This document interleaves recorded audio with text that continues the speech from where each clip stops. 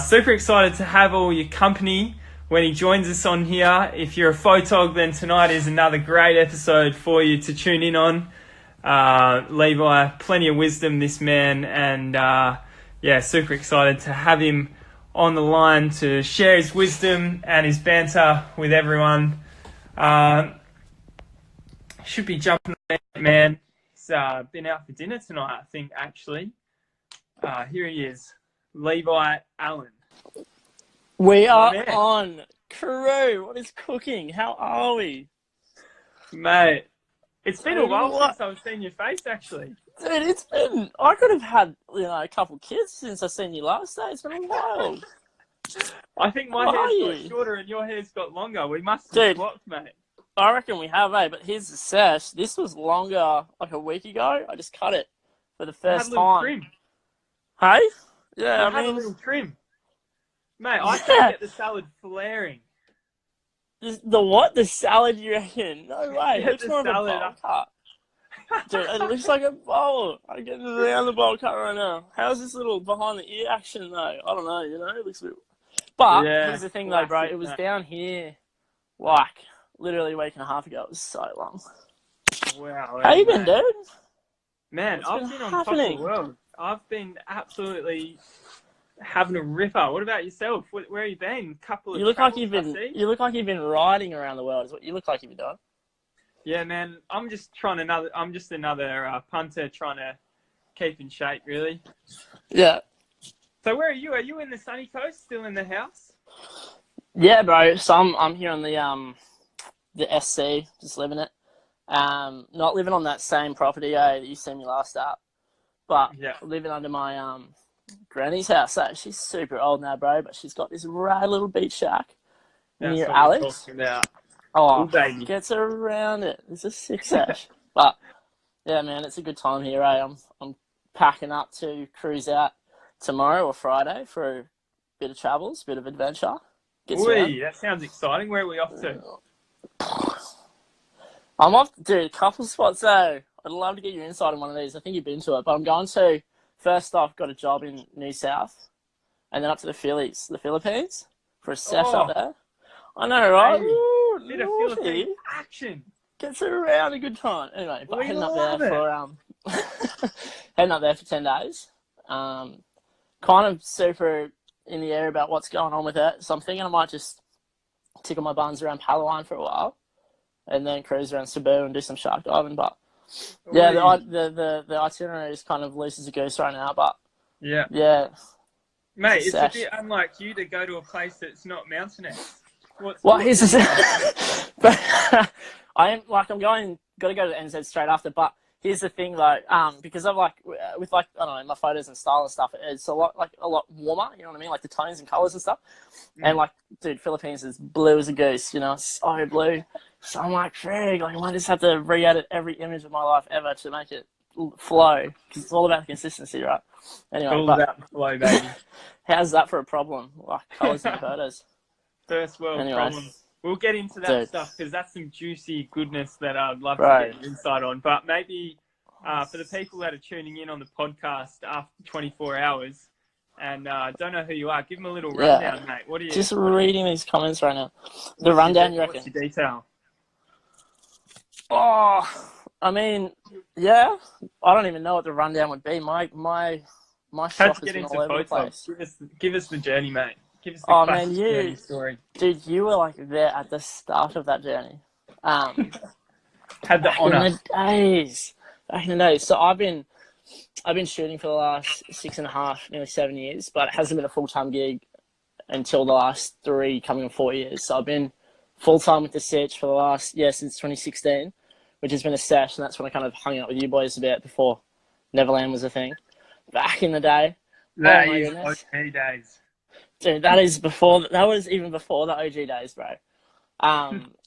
And yeah, bro, so I got into it. I was living in Perth over with you lads, just getting around the surf photog back in the day, dude. Had a water housing, the whole kit, like a filthy grom, just frothing on the ocean, taking the bangers like I was Clark Little, gets around it, and transferred from that. Got, the story goes, from that I started, so I was living in Perth, started this little community in Perth, like on Facebook, called it like Perthography. It was like a group, like just a group on Facebook, super chill. And me and my housemate at that time, Matthew, we professional photographer, Levi, you're kidding. Anyway, we started this group and we just invited a couple of mates who were like into photography back in the day, living in Perth, frothing life. And then that grew to like 400 plus people in this group of just like dudes that just froth the photos and like creative kids, you know what I mean? Like between like 17 to 22, just frothing on the camera tits. And so I was like, oh, this is sick. This is, you know, there's a lot of people in Perth that love this. So I made this like trip to, I put together this trip to Roto, which is the first time I think I met you boys. And I was like, oh, this is sick. About, you know, I think like 11 or 12 people were like, yeah, let's do it. So I made sure to kind of tally up the amount that they would need to spend to cover what it would cost for me, you know what I mean? Yeah. Which is real cheeky, real naughty. But, trip. oh, bro, a long time ago. And I seen that as like an insane opportunity. So I hit up, like I'm like, what am I, 18 or 17 at the time? No idea how to sell myself for a pickle. And I hit up Tourism Roto, like, oh my goodness, this is a long time ago. And I was like, hey, this is my name. You don't know me. I don't even know you. But here's the deal. I'm going over to your island for like a couple of days with like 11 other friends who take photos. And I would love to send you some of the photos that we take and see what you think. So and that was my... Let's give it a bit of context. This is OG days before collabs. Oh, we're so OG, dude. So OG. Like, what? Free content? Are you kidding? Oh my goodness, we were peaking. And anyway, so like picture it, this 17-year-old frother grom, there's this loving photos, gets this email back from Tourism Roto. Never, like I've never had a communication with a brand or anything like that in my life by that time. And they're like, yeah, like we love this idea. We'd love you to come in, have a meeting with us. And I'm like, oh my goodness, I'm freaking out. I rocked up to Freo, went into their little office at the dock there, had my camera in hand, had my laptop in the other, because like I have no idea what I'm doing. And walk into this meeting, and they're literally, all they're doing, it was like 5 minutes. It's like, yeah, you know, take a few photos of Quackers. You know, it'd be sick if you got a photo of this. Like, didn't need my laptop for any part of this other than just to look cool. Anyway, I think I ended up just looking more like a nailed. Oh, dude, I look so lame walking in there with a laptop and a camera. What am I going to take photos of in a meeting? Anyway, and yeah, we did this trip. Met up. I think I met you boys on that trip, but it might have actually been. You met Josh on that trip, and then I met the next one. Definitely met Josh on that trip, because I ended up, staying at his house a couple of times after that. Because I remember, man, because we were shooting with a 5D Mark II, and you either had a 5D Mark. I had a 1D Mark IV. Or a 1D Mark IV, one of them big 1D rigs. Mark IV, and I remember you showed us the trigger, man. You went. And I was like, holy smokes, it sounds like a machine gun. Yeah, bro, it was so because we had the 5D Mark II that was like... Yeah, bro. And you guys had the 35mm. You were frothing on that 35mm. Such good lens, Yeah. So, but I think a great lesson that you can share with us is about how you like even got started with Photog, man. Like, because you... where did you get your first camera? Oh, true. Oh, that's even before right away. Yeah, all right. So, like, how the nest egged was, I was going through. Oh, this is bringing it back 7 years ago. I was going through a season of time during my life where I kind of didn't. This is getting real deep here, by the way, crew. But this is where my story starts creatively. This is the juice. This is, man, the beans and mash right here.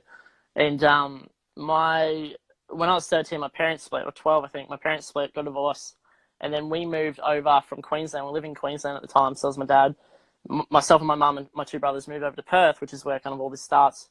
But for a number of years, I hadn't, had contact with my dad, all that stuff. And I'm like this, 15, 16-year-old, 15 at the time, year old kid going through all these crazy emotions and stuff, doing life without a dad, super clueless why, no idea what the cook is going on. And I kind of channeled all that, emotional frustration or whatever into taking photos. Super lame. But that's how it went. And my brother at the time worked his bum off at like a farmer's market to buy himself a little camera. I didn't have a camera at the time. So whenever he would go out to work, I would go into his room, I'd steal it, take photos, learn how to use it, watch YouTube videos. At the time, I wasn't going to school. I'm like in year 9 or 10 now, and I'm kind of pretty much every morning telling my mum, I was like, you know what, Mum, I'm not going to go to school, stuff that. I don't get around it. And she's like, damn. And just spent my days watching YouTube videos about cameras. And then my dad ended up, when I was 16, passing away. So he just dropped dead from a heart attack, one arvo. Super So loose. gnarly, man. So gnarly. And at that point, I hadn't seen him. Oh, I mean, there's other details here that are irrelevant to everything, but they're there. But anyway, so from him passing, me and my two brothers got a life insurance payout from his, life, which is sick because it's like, even though he didn't give us much over the last few years, he still gave us something to as he left, you know what I mean? And so with that, I ended up buying a bunch of camera gear, and that was kind of where all that kick started. And that's where I bought a housing for the camera, and that's when kind of 2 years later is when Roto kind of happened. Well, it kind of opened up that outlet for you, didn't it, really? Oh, dude, opened like all that up. emotion, and you finally had someone, or you had the equipment to kind of channel it. Yeah, for sure, dude. Yeah, man, so that's kind of how that goes. There was a period of time where from like 16 to 18 before kind of Roto or that kind of kick started, where I was just doing like house events and stuff, taking photos of parties or whatever and getting $150 a weekend to get smashed with crew and take photos of them all drinking. And to me at the time, I'm like, you're kidding. This is a dream. Good man. This is the juice, man. Yeah, bro. Actually, so yeah, for a season of time there, I was just peaking on like, just shooting ball afters and getting loose with crew. And I mean, I'm so glad I'm not into that anymore. But that was in a weird way humble beginnings. But precious memories. Oh, for sure. Not as precious as Roto though, bro. Woo. A bit of Pete Murray and crank it in the background. You're kidding. For a little bit of dance. I remember that time when we just ran around and we were dressed in absolute, like, the silliest outfits, and we were just snapping photos of us in nature, and we got that photo of you. Oh, you're kidding. A photo of you, and it was a full Adam and Eve photo. Do you remember that? Yeah. I've still got that, eh? I wasn't sure if you'd remember that. I was actually going to bring that up, but we did this, like, that day, we did this, like, little David Attenborough series, like you and I. Remember this? I do, yeah, bro. We ran around taking the randomest photos, jumping through bushes, scaring people. It was loose. But yeah, that photo, for people that are watching this, I have no idea what we're talking about. I don't know who suggested it, whether it was me or you. I feel like it might have been me, but who knows? Anyway, or we a were joint. Just bouncing off each other's energy, man. Oh, literally. Someone suggested taking an Adam and Eve photo where you kind of lie on the ground with your knee up like this, and you're pointing to the sky like that one. And I think there just happened to be like a berry, like I was under a tree, and there was like a berry or something that kind of just duped down low enough for me to reach up and touch, or something like that. Anyway, so that was like a great idea, but then I don't know who it was, dropped the idea to do it naked, and so I was sitting there, lying there, naked as the day I was born.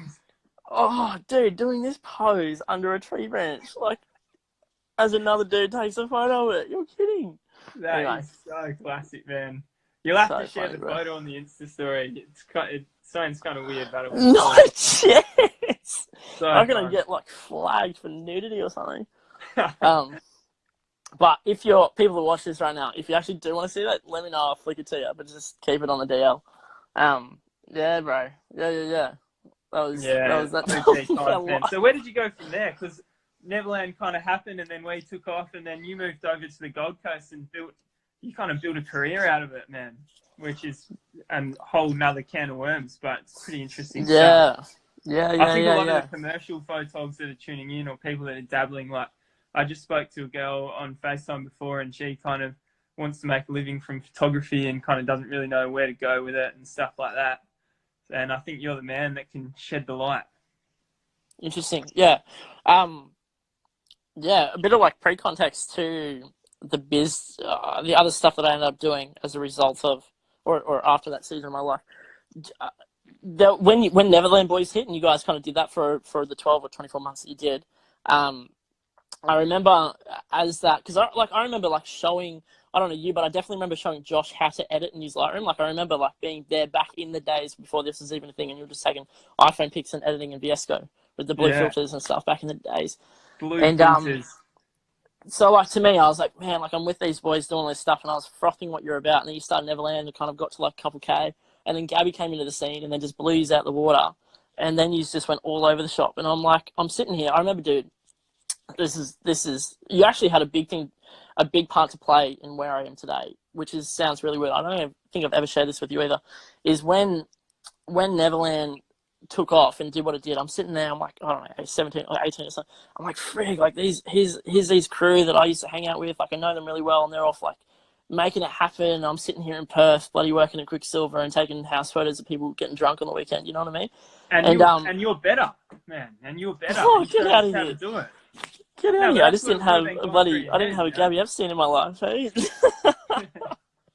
Anyway, yeah, and so I took that as like inspiration, but not even that, motivation to like get off my bum and do something about my life, because I was like, frig, like, you know what I mean? Like I've seen you boys where you've come from and where you are now. I'm like, damn, like that's loose.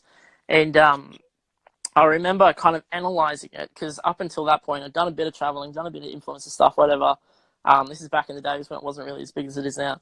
And I come back from that realizing that there's like, majority of the time when you're not that big of an, you know, you've got a big audience, you're doing it for the experience, and like the, you know, you're not coming away from that job with bank in the, you know, money in the bank. You're just coming away with a lot of experience. Like it's not sustainable, you know what I mean? Like if you were to try to Yeah. raise a family on being influenced with 12,000 followers, you know, that's never going to happen.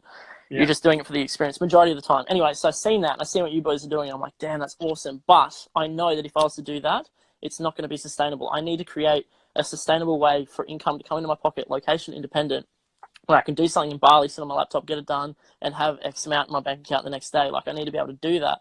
But I know, and I just, yeah, I know that that wasn't a reality in my life at that time. And so I was like, it would be better for me in the long run to spend the next 12 to 24 months building something, a business that is exactly that, which then in turn would allow me to travel and allow me to go everywhere and have no financial stress behind it. That's the pre-context behind where all this has come from. So Love it, man. to circle it back to yourself, like seeing you boys do what you did, I was like, wow, like that was what kickstarted me into realizing I can actually do the same thing, but I need to set up some stuff beforehand, which is where / why I have what I have today business-wise, if that makes sense.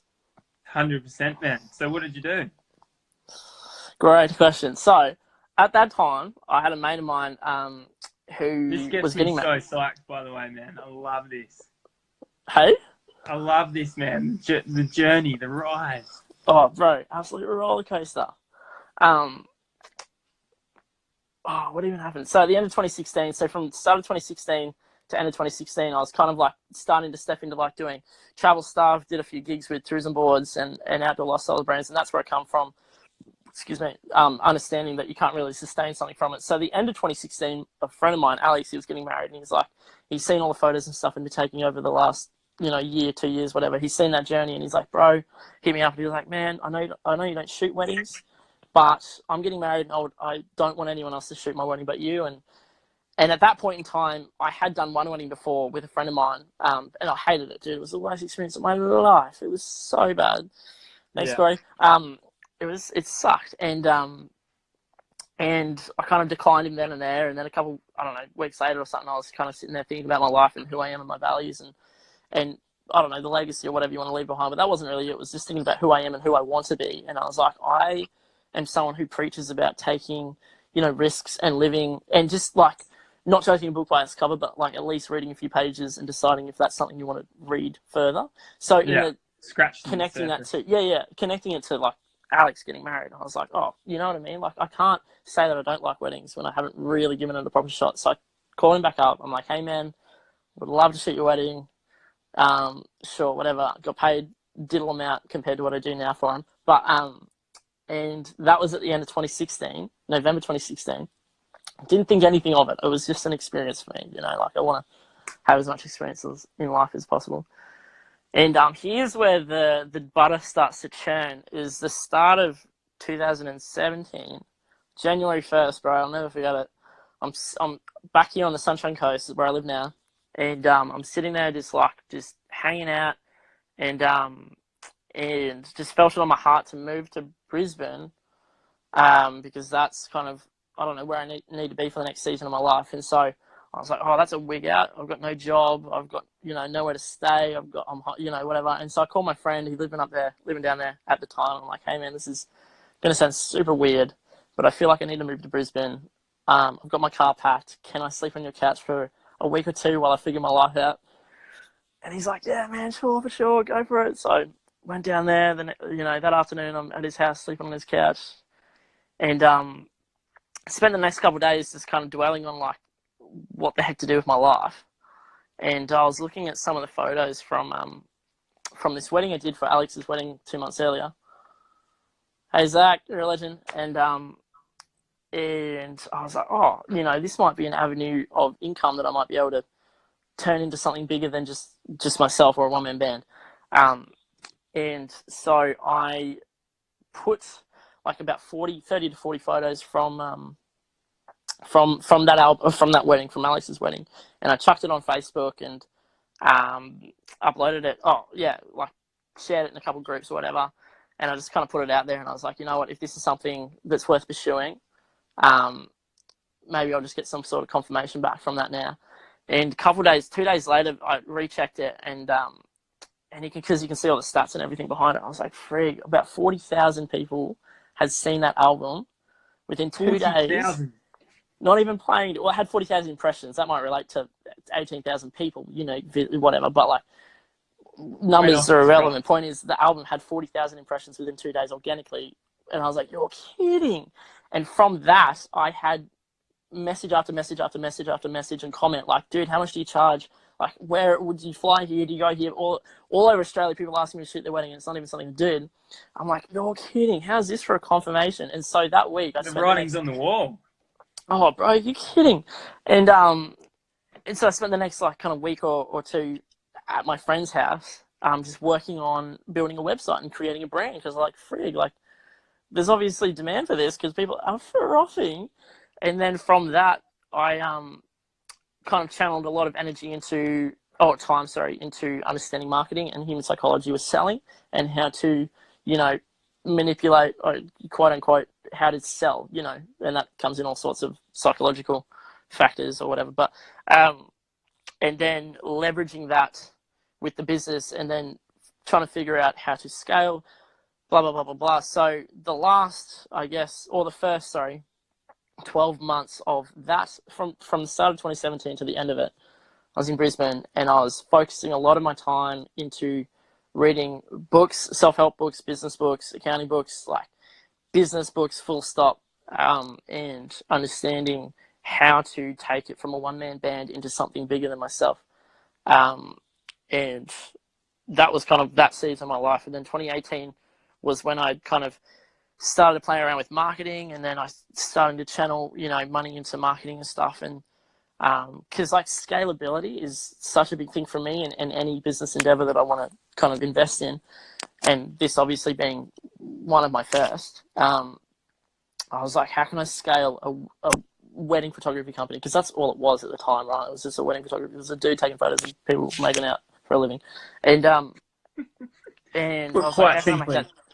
Yeah, black and white, right? Like, but I was like, how can I scale this? And that kind of put the keys into fruition of how to turn this into a team. How can I turn this into a company? And then I was thinking, oh, what if I have like a couple of photographers on board, and they photograph the weddings each week, and I just take a card off the top. Then I'm turning this into a company that has the ability to have location independent income for myself, into a company that now is residual income for myself, and I don't even have to work full stop. So that's kind of the end goal, if that makes sense. And yeah, so the idea behind that for people that are not business savvy, full stop, is that scalability, you need to identify your limits and then expand that. And in my case, for weddings specifically, my limit was for example, if I was to shoot one wedding a weekend, I would be limited to 50 a year. That's my limit. You know what I mean? So that's my cap. For me to scale that business to more than that, I need to expand the team. So, for example, if my cap is 50 and then I hire 2 photographers who both shoot 25 weddings, they take over my workload, and it also gives me the ability to add more workload onto them. You know what I mean? So now I have 2 other photographers that I can now have shooting 50 weddings a year. Between the 2 is now 100, which is twice as much as what I was doing before. And you know what I mean? Like, it's scalable now because I have this like module. Yeah, it just goes up and up and up. And all I need to do is just keep adding more shit. It's like Uber, dude. Exponential. Just on a way bigger scale. And so that's what, the first 2 years of the business has been about is understanding how can I take this from a one-man band into something that's catastrophic and can make a dent in an industry that I put my mind to.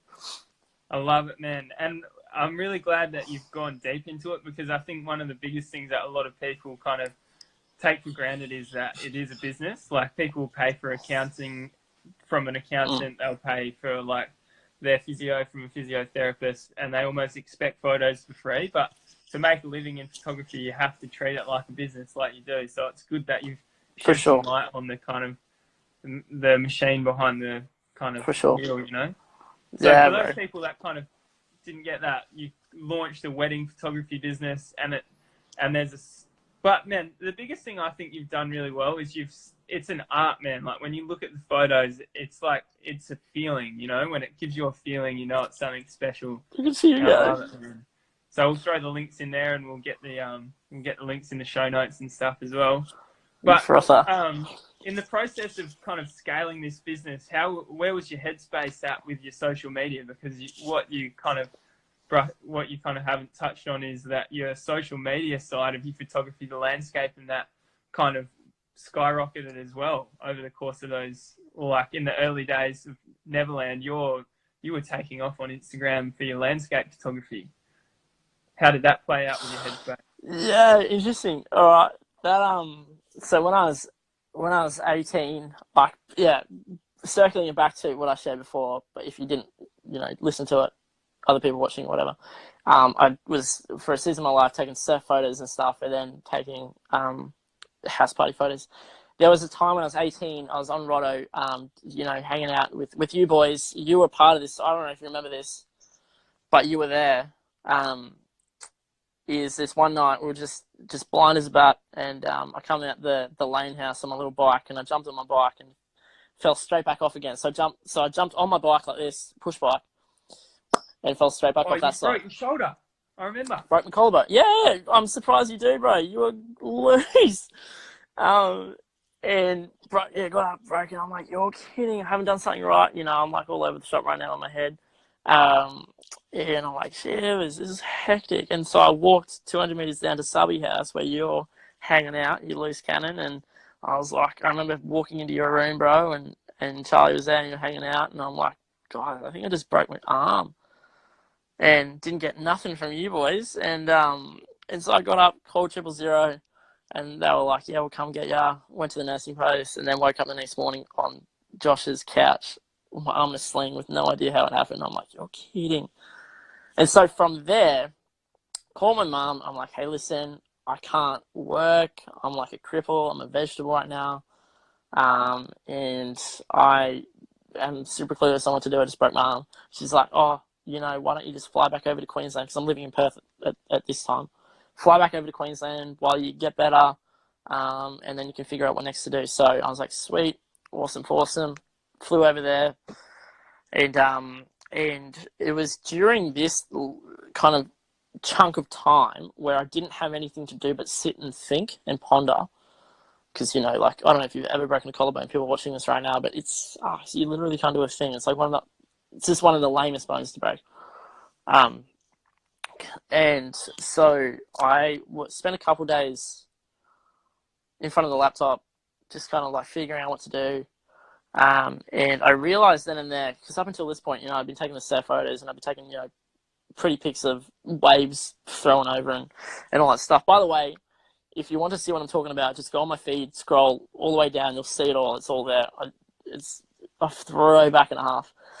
And And I realized then and there, I was like, oh, there's probably a much more money, to be made in the adventure market and like landscapes and stuff, right? Like, because every kid with a GoPro is trying to take photos of the barrel, getting in the tube, getting in the green room, like surfing stuff. Every kid, every 15-year-old kid with a bloody camera wants to be the next cover of Surfer Mag.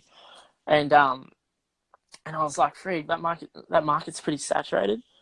And so I went through and I kind of like went through the archives, through my archives of photos and stuff at the time, and found a heap of photos that I'd taken that I'd never shared that kind of resembled that adventure lifestyle, if that makes sense.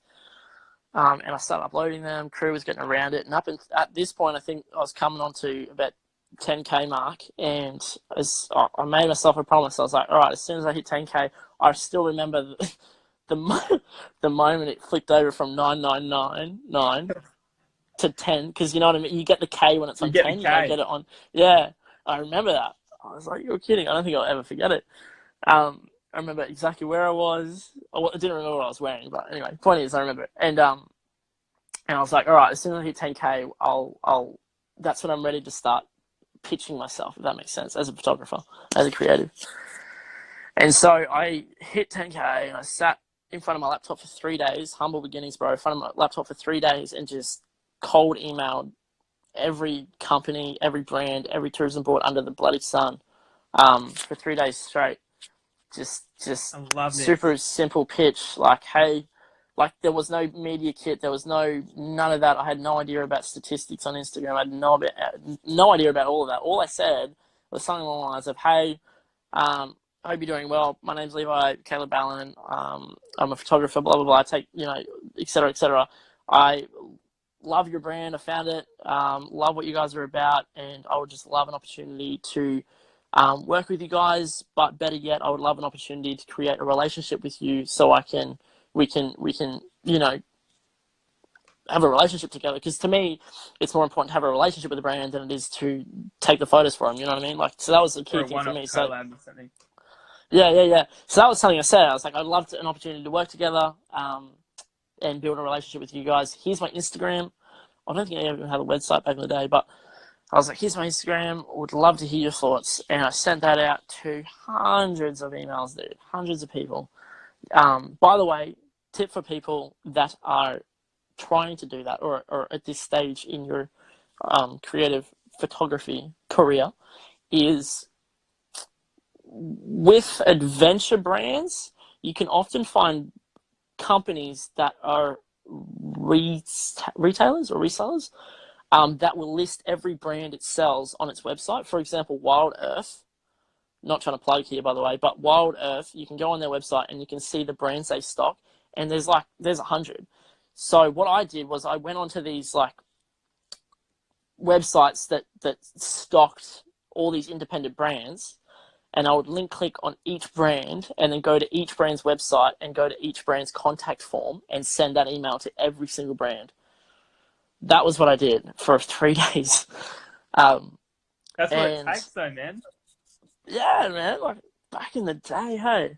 And nowadays you can search that brand on Instagram, and then when you press the arrow next to follow, it gives you 50 gazillion brands that are the same kind of thing as the same brand as that brand. And you just click my DM now because it goes straight to your profile, and they can just suss you out straight from the get-go, which is really cool. I mean, I've got friends that get around doing the DMing on the gram for pitching. I don't really get around that. I feel like it's more professional of a first impression to get an email. I hit them in the DM if I can't find a direct email on the website, but on the DM I ask for an email. Yeah, good on you. That's a good way to do it. Yeah. Yeah, but anyway, so you've peppered out thousands of emails trying to get jobs in the landscape and lifestyle adventure space, and you get a couple of nibbles on the line. Yeah, I did actually. One of the first emails I got back. You got to remember, like at this time, I'm like 18. Like my first ever email to a company was Tourism Roto, like a year and a half earlier or a year earlier. Like I had no idea what I was doing. I was peeking. Even if like bloody a Colgate company got back to me and was like, "Hey, we'd love you to take photos of toothbrush," I would have fucked that. You know what I mean? I would have been peeking because to me at the time that was huge. That a company to me at that time for a company to look at what I'm doing and be like, we want to work with you, blew my mind. And so at that time, yeah, flicked them all out, flicked them into a couple of tourism boards, emails as well. And one of the first that got back to me was the I don't know, general marketing manager or something of Tourism Australia. And I'm like, you're bloody kidding. And I didn't That's get insane, a, man. yeah, well, it's insane, but I didn't get a direct gig straight from that. But what, I can't remember her name or his name, what they said was like, this is like 3 years ago, or 4 years ago, by the way. They were like, man, we love your stuff. We'd love to put you on our official photographer suppliers list for all the boards in Australia. You know, like that tackles like all the regional boards and all the everything. You know what I mean? Like it's just like a family treat. You know, it starts with Tourism Australia, goes down to Tourism West Oz, and then from West Oz goes to Tourism Margaret River, Tourism, you know, all this stuff in that region. You know what I mean? Like it's a family tree, if that makes sense. If you can envision that. And so for the head of this tree to be like, we'd love to chuck you on our list for recommendations to, you know, all our other boards, et cetera, et cetera. It's like, you're kidding. That's insane. I remember freaking out when I got that email. And the next one of the next ones to get back to me was Australe. And for international viewers that may not know what Australe is one of the biggest and one of the oldest kind of outdoor camping lifestyle. It's not really marketed towards adventure per se, but they're starting to kind of put a lot more energy into that demographic now. But when I got in touch with them, they were kind of more for, just camping, leisure and stuff. But they got back to me and they were like, we'd love to, you know, send you some product, get some shots. And for me at that time, I was like, hell yeah, send me as much stuff as you can. So wasn't getting paid for that. You got to remember this was years ago, you know, like it's different now, but wasn't getting paid for that. So I was like, the humble beginnings, baby. Oh, for sure. And so I was like, I need to figure out some way to kind of regulate this so it's consistent between each brand I work with. So I emailed them. I was like,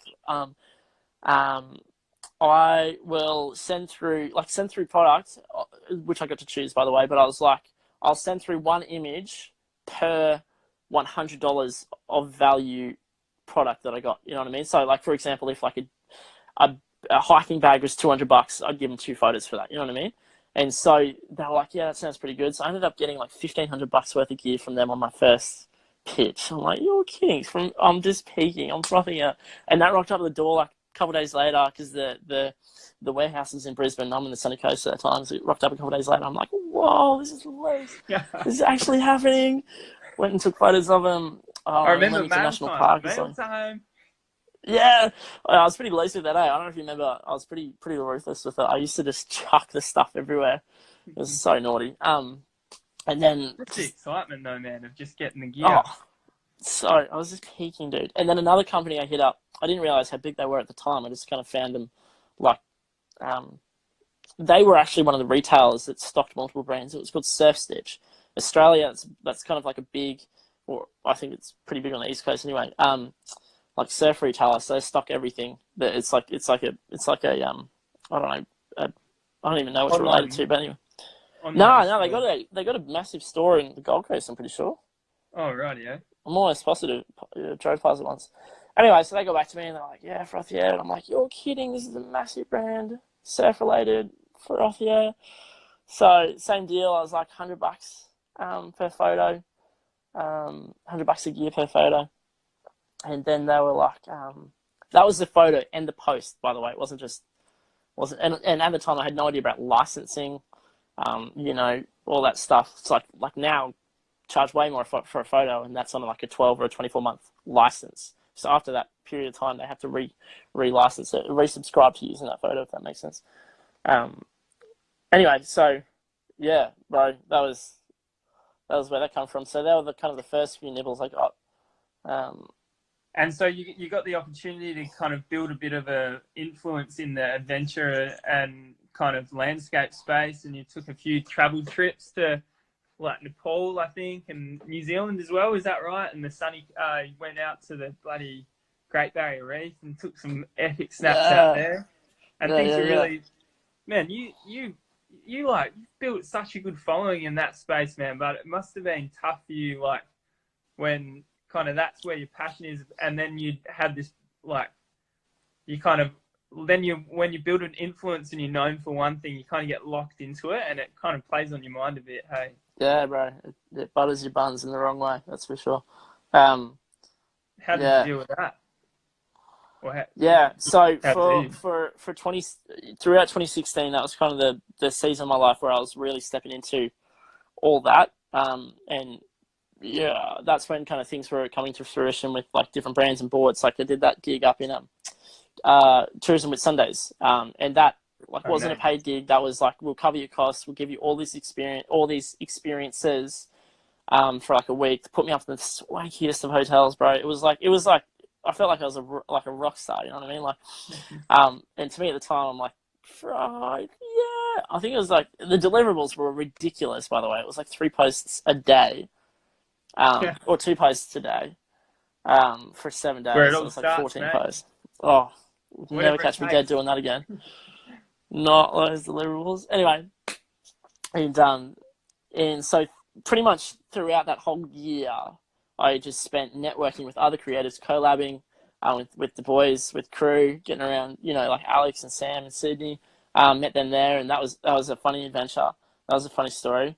And that just led to other opportunities, meeting other people. So throughout that entire year of just traveling and just going for it, was where I learned or had a taste of that, you know, quote unquote influencer life. Because you boys have already been doing it with Neverland for the past 12 months before that.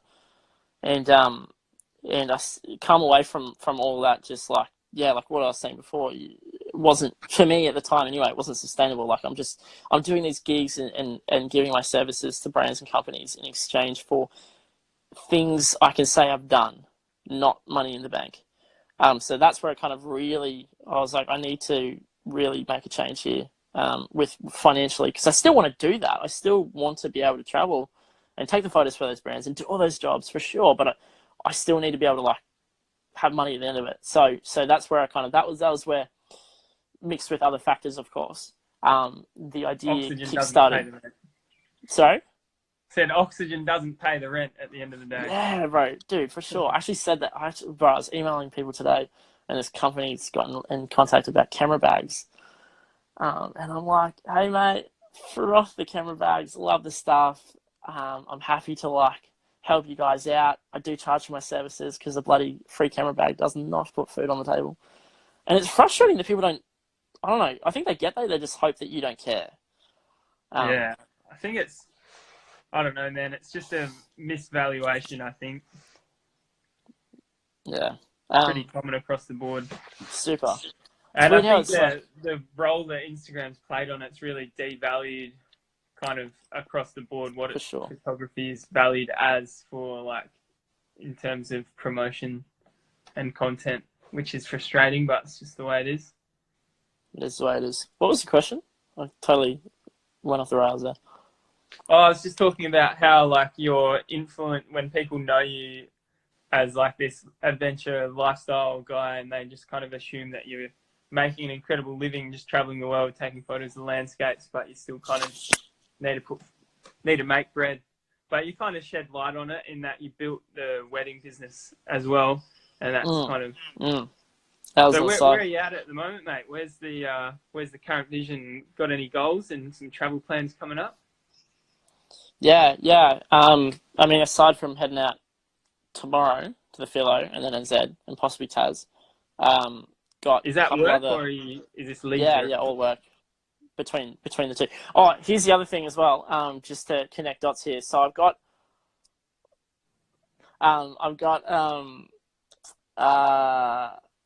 what am I talking about here? Oh, so with like the weddings and stuff. So I've got, if you think of it this way, I've got the two businesses. I've got one Boa Co, which is my wedding photography company, and I've got as a brand Levi Allan photography, right? That's where I do all this other stuff on. That's where I do the travel stuff, and this is weddings. So because I've got these two kind of assets per se, whenever I get a job with a wedding, for example, I might be going to, like, in this case, Philippines. An Australian couple's a friend of mine's getting married over there. Because I'm going over there to shoot this wedding, I can use this asset here, which is what I'm doing with Instagram, etc., as another way to create income because in that area, because I'm already there. Like, if you think of it, people who are watching this, by the way, if you think of it, I will, Nick. I might be there soon. But anyway, if you think of it, I totally lost my train of thought. Nick, you suck. Talking about when you're in the Phillies and you're going to double up with the work for the wedding and make them Levi, Caleb, Allan go to work. So from a brand's point of view, for an influencer to hit you up or a photographer to hit you up on the other side of the world, to do a job there as a brand, or a tourism board, you're like, oh, we're gonna have to pay for your flights, we're gonna have to pay for all this, blah blah blah. It's too much of a hassle. But if you come at them saying, hey, I'm going to be in the country and I would love to do some stuff, they're gonna be like, oh hell yeah, let's make this happen. Like it's easier for them to picture that as opposed to being like, we're gonna have to figure out dates with you, we're gonna have to, you know what I mean? Like it's just for a brand, it's easier to want to work with someone who's already going to be there. So when I'm off doing a wedding somewhere, whether it be Tasmania or like Melbourne or something, wherever it is, New Zealand, I go to NZ a stinking lot actually. I'll hit up the couple brands there, tourism board, really good friends with the marketing managers who run that, Tourism NZ, and just hit them up. I'm like, hey, I'm going to be in the region. I'd love to, if you have any ideas for like specific spots you want to capture or whatever, I can link it up with doing a job for weddings and getting jobs doing other stuff, taking photos in other ways. You know what I mean? Like I can make the two coincide with each other whenever I go somewhere. Does that make sense? Juicy, man. Sounds like a marriage. They just go hand in hand. Oh, dude. Man. And I know on your wedding website, you kind of incentivize people to offer you the opportunity to shoot their wedding when it is international, because you can then bring in that aspect of your Levi, Caleb, Allan brand. Yeah, because it's like, it's just, that is, I see it in one aspect. I see the ability to go somewhere to shoot a wedding as my ticket to get a lot of jobs through the Levi, Caleb, Allan stuff, if that makes sense. Like, for example, if a company's I had this chick hit me up about getting eloped in Iceland. I'm like, you're kidding. Like, that covers everything it's going to cost for me to get there, plus more. And then I'm already there. I can hit up a bunch of brands there, a bunch of et cetera, because I'm already there and I can make extra bank on that trip, if that makes sense. As opposed to doing a Levi, Caleb, Allan thing up there, I might come away from that trip with far less in my pocket, if that makes sense. I don't know if I articulated that right, but anyway, yeah, no, that's kind of a pretty clear picture, I think, mate. Like an artist with a little brush. Exactly. Yeah, I think you've wrapped it up pretty well, man. Like, that is some. I really like that you've elaborated on how it actually looks behind the pictures, because a lot of people kind of just think that it's a pretty easy life to just cruise around and take photos and throw them up on the gram, but if you really want to make a living from it, there's a whole lot more that goes into it. And you're the epitome of that.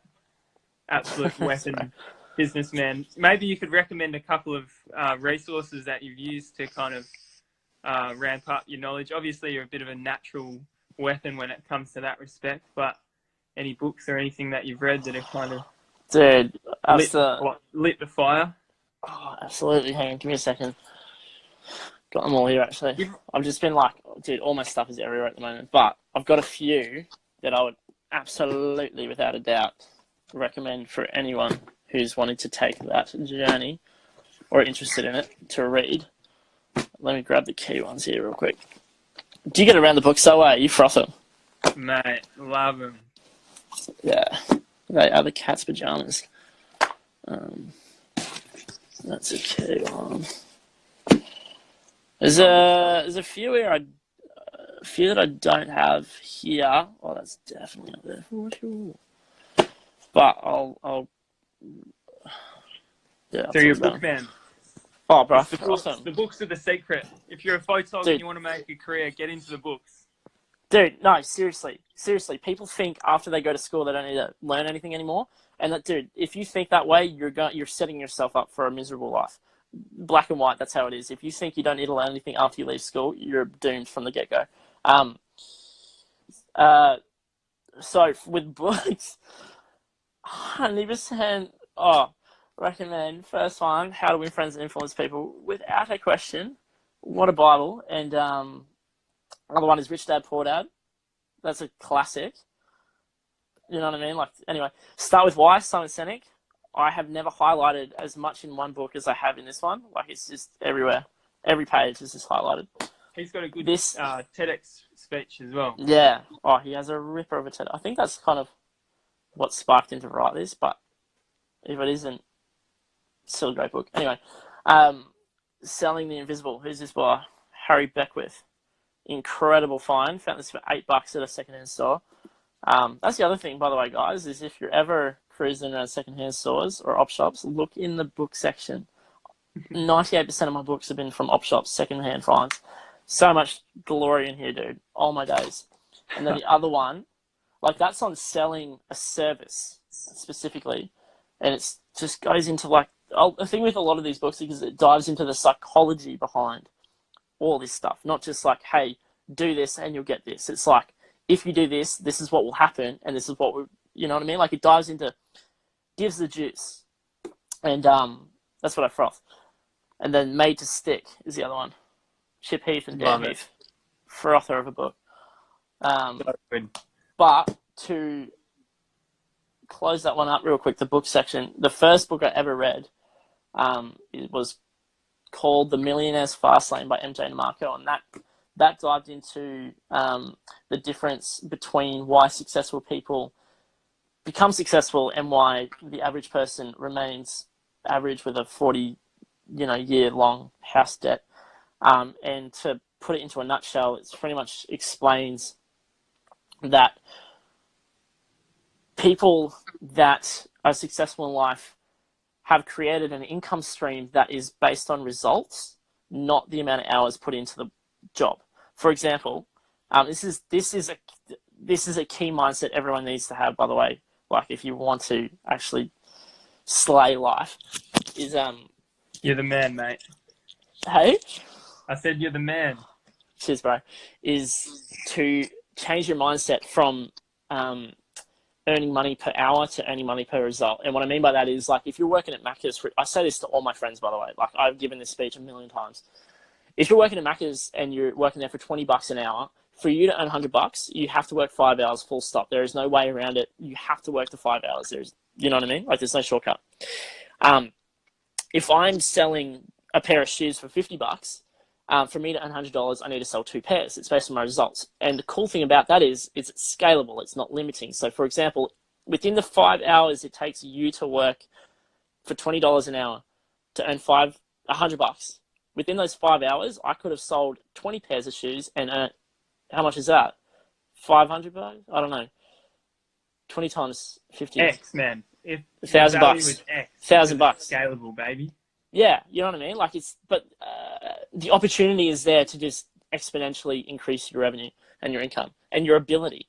And so that's what I'm like, that is key. You need to change your mindset from, and I realize it's hard and difficult to get into because not everyone, does their own thing. They all kind of work for people or whatever. You need to start somewhere. I totally get that. But I think you should always aim to create an income stream that is based on your results, not the amount of hours you slave away at a job. If that makes sense. Endorser of that mindset, man. And also the idea that you need to take initiative with learning as well. And just because you don't have a teacher telling you to get proactive with it, you need to get around it yourself. Yeah. Because the resources are out there, and out in the real world, it's just all down to you. Yeah. On that real quick, for a crew that are watching, resources are there. I learned everything I know to do with cameras specifically off YouTube, which is a free service. Like, I've never studied the thing officially, but I have studied it at home, through YouTube. People might not call that study, but I'm watching it and studying videos on cameras and stuff. It's the university degree that you don't get a certificate for. Bro, but you get far more life experience out of it. So creatively, I would not recommend slaving 4 years at a diploma for something that someone's going to look at and be like, oh, it's a nice piece of paper that says you can take a photo. Like, just go out and do it, Like, it's different, obviously, for doctors because you definitely need to study that stuff. But creatively, you can get away with skimping the corners, if that makes sense. Well, it's all down to whatever you can create. And that's down to the individual, isn't it? At the end of the day. 100%. Oh, your Man, I greetings think from Finland. Holy smokes. And Thailand. Hey, crew. yeah, What's crew up? tuning Sorry, in man. all over the world. Man, Levi, we'll have write your own book. You're kidding. One day. Anyway, sorry. No, go on. I'm interrupting. no, not at all, man. What I'm saying is, we're gonna have to wrap this one up here. But I love what you're about, and I love your energy. It gets me so psyched. So we're gonna have you back on again for the live soon, so we can continue. Surely we actually record the potty like we tried to one Yeah, time. Do you remember? man, That was a good time. Yeah, and Keen, man. there's still got a couple of points here that I want to dive into because you got plenty more wisdom to share, but we'll have to do it on another episode because Easy. we're going overtime here. Let's But butter this toast. oh, so worth it, baby. Thanks so much for jumping on and sharing your wisdom, mate. A lot of people would have got a lot out of this, and you're an absolute champ. Thanks, bro. Appreciate it. Miss your face. It's good to see you again. Too, mate. Travel safe. Enjoy the Phillies. I will. I'll hit you up when I'm back. I'd love to catch up. You're on the Goldie, yeah? Yeah, man. Yep, for sure. When you come Definitely down, an adventure. hit me up for sure. I will. We're just down crumbing there. Liz, all right, maybe you can teach me how to be vegan. Get surrounded. All right, bro. Have a good night, eh? You too, mate. Keep growing those locks. I will. What an absolute champ. Mr. Levi Allan, super generous with his time and his wisdom. Hope everyone got a lot out of that one.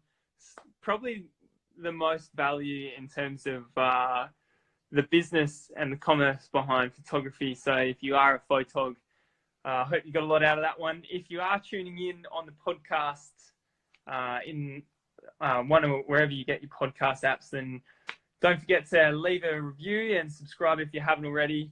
And if you are tuning on the Instagram live, like many of you right now, I really appreciate you jumping on. And we'll see you again tomorrow on the Den FM Daily. Love to you all. Good night, wherever you are in the world. Peace and love.